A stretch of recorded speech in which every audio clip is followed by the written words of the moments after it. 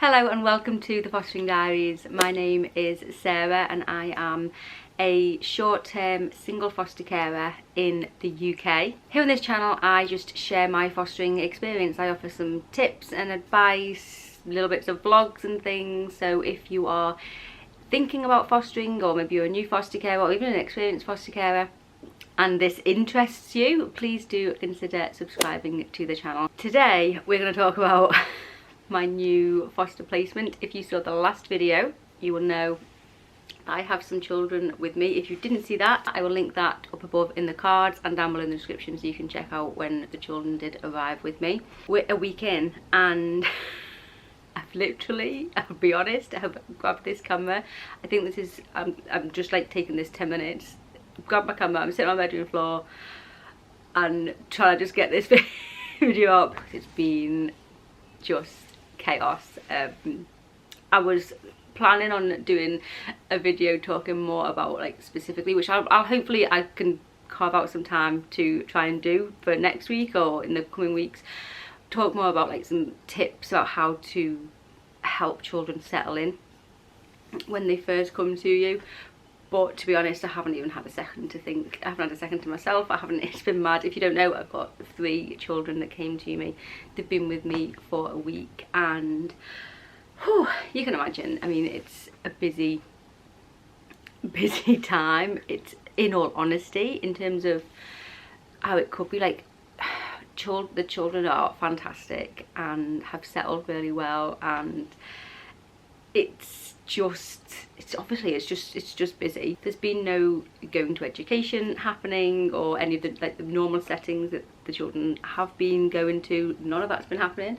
They've been with me kind of like literally 24/7, and so yeah, it's been a lot. It's a shock to the system, I tell you. So like the last child left me back in November, so since November, like end of November, we've had a little bit of time, just me and Stephen. If you don't know, I've got a 17-year-old son of my own.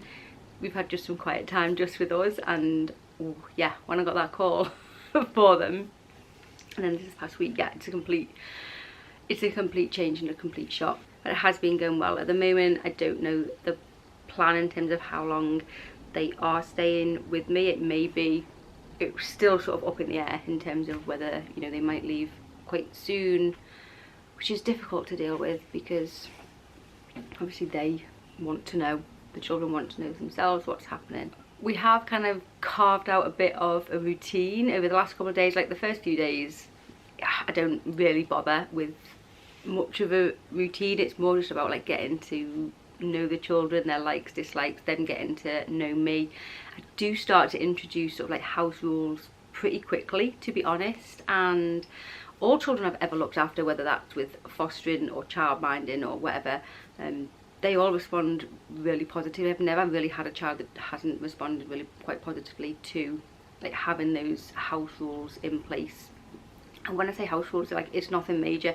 It's things like, you know, if the child is old enough, they take, after dinner, they take their plate from the table to the sink. It's nothing, you know, if they play with toys, they tidy up afterwards.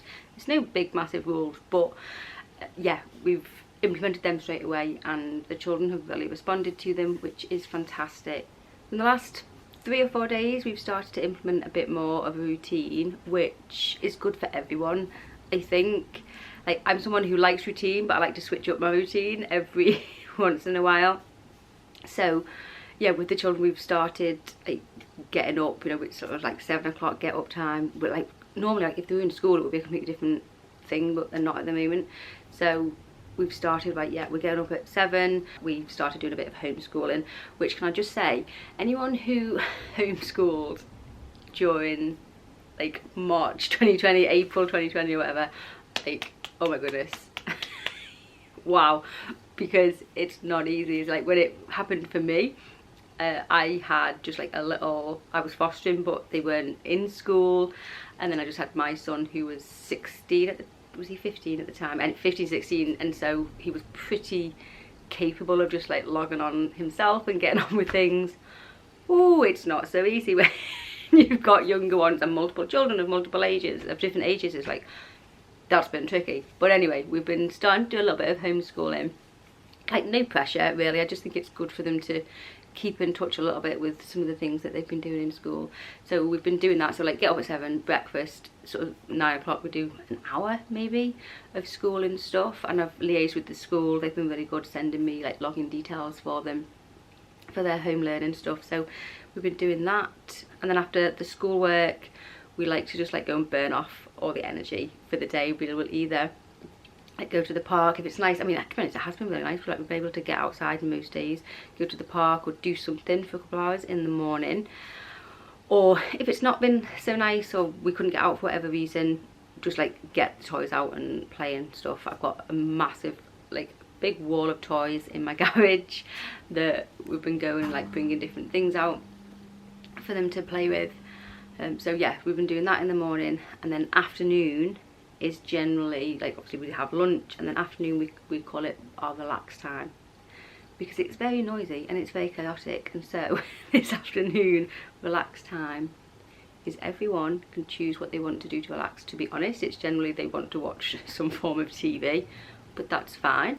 The little one goes and has a sleep actually, the other two will sit and watch some TV, and it's just time that I can just take a breath, to be honest, for a moment. And then after the relaxed time, it's, you know, we start to get on to tea time and sorting out tea, and then it's, you know, bedtime. We've introduced like having a story at bedtime now, which I don't know whether they were used to or not, but we do story at bedtimes and get into bed, and sort of like 7 o'clock, between 7 and 8, because they're different ages, between 7 and 8 is bedtime.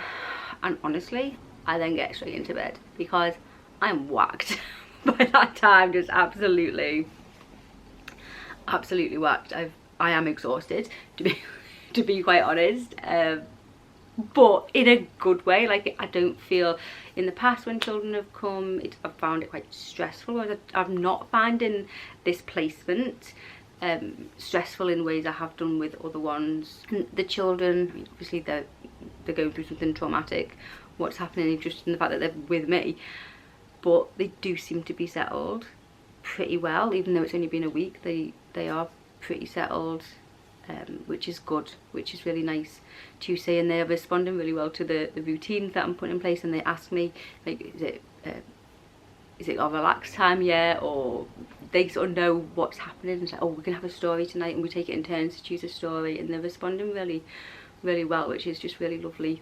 In terms of like who's visited and what's gone on, if maybe you're a new foster carer and you don't kind of know how the first week maybe would pan out, bear in mind that this could be, and probably will be, different depending on situations. But with this placement, my supervising social worker has come out to see how I am with the placement, and she will do weekly visits.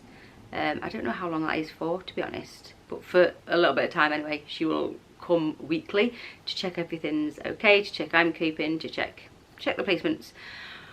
Alright, so she came. We did already have a visit planned in for that, so that was really handy.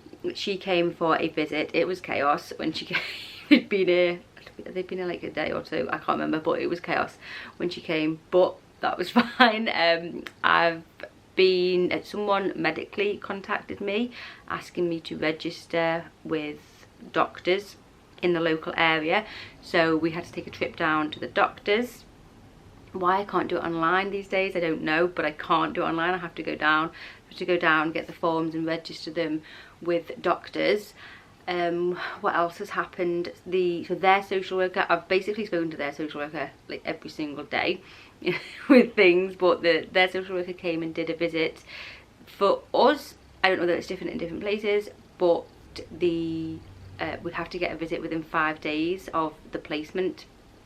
So the children's social worker came and did a visit, it was a ridiculous time. It was like, I think it was like 5:15 when they came. It was like tea time. It was, to be honest, as it panned out, it worked out quite well, because they were like sitting at the table, and then we did like some colouring, and we were able to have like chats and stuff, whereas if it wasn't like that. And it did work out quite well, but I was kind of like, where are you? This is getting ridiculous time. And yeah, so he came to visit, And we've also had a visit, which was really early. I've never had a visit quite so early, from the children's guardian. The children's guardian, if you don't know, is kind of like their voice. Like when you go to court, the guardian is the person that kind of speaks for the child.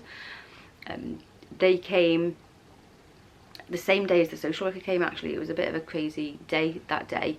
And if the child is capable of talking, you know, depending on age or ability or whatever, the guardian will speak to the child about, you know, what they want to happen, explain about like what has gone on and what would they like to happen, whether they would like to return, or, you know, maybe there's an option that they could go and live with grandma or with dad or with, you know, different people.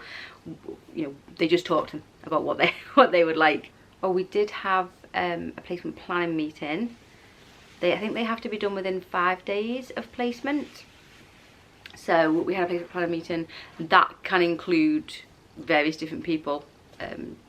Their social worker, my social worker, me, parents can attend. We did that virtually, which was nice, that we no longer have to go places for those meetings, in all honesty, because pre-everything, going to placement planning meetings was such a pain, like trying to figure out like who can look after the kids and what happens. So actually attending those virtually, for me anyway, I find really fantastic. It has been hard, and I always find it hard, to be honest, sometimes pretty impossible, to carve out time for Stephen, my son. I mean, like, you know, three more children have just come into the mix, and they obviously demand a hell of a lot of my attention, and I haven't really been able to spend much time with Stephen, which I always kind of hate. But, you know, it will come once, if they do end up staying, then things will settle down a little bit. You know, school will start to happen and things will settle more. Like the first week is just, it's always just chaos. Even with one child coming, the first week is just chaotic and crazy, and until you sort of find your rhythm with things. I will hopefully put together a bit more of a coherent video for next week. We'll see how things go. If you do have any sort of tips, advice that you can offer other foster carers about when new children arrive, you know, pop them down below in the comments. I'm going to put together a video surrounding that, hopefully soon. We'll see how things go. But yeah, thank you for watching, and I will see you soon. Bye bye.